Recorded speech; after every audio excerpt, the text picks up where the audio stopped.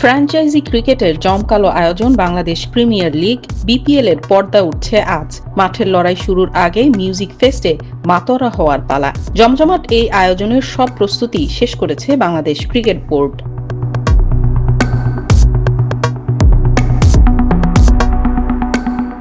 স্টেডিয়ামের মূল মাঠের বড় একটা অংশ জুড়ে তৈরি হয়েছে মঞ্চ।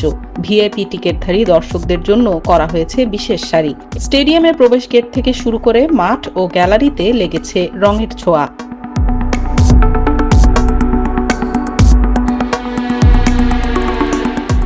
মিরপুর শেরেবাংলা স্টেডিয়ামে বিকেল ৩টায় শুরু হবে বিপিএল মিউজিক ফেস্ট। বেলা ২:৩০টায় খোলা হবে স্টেডিয়ামের গেট। ঢাকার পর পরবর্তী বিপিএল এর অন্য দুই ভেন্যু সিলেট ও চট্টগ্রামেও মিউজিক ফেস্ট হওয়ার কথা আছে।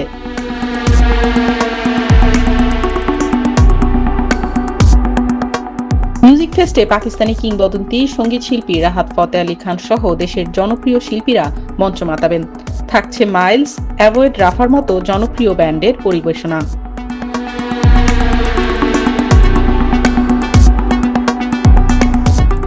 উদ্বোধনী আয়োজনে জুলাই-আগস্টের অভ্যুত্থানে আহতদের জন্য বিশেষ ব্যবস্থা রেখেছে বিসিবি।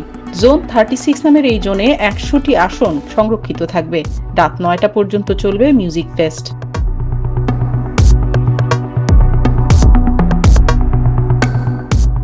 বিপিএল এর মাঠের লড়াই শুরু হবে ৩০শে ডিসেম্বর।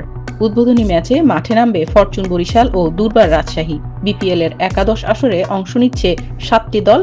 খেলা হবে ঢাকা, সিলেট এবং চট্টগ্রামে। ফাইনাল ম্যাচ ৭ই ফেব্রুয়ারি।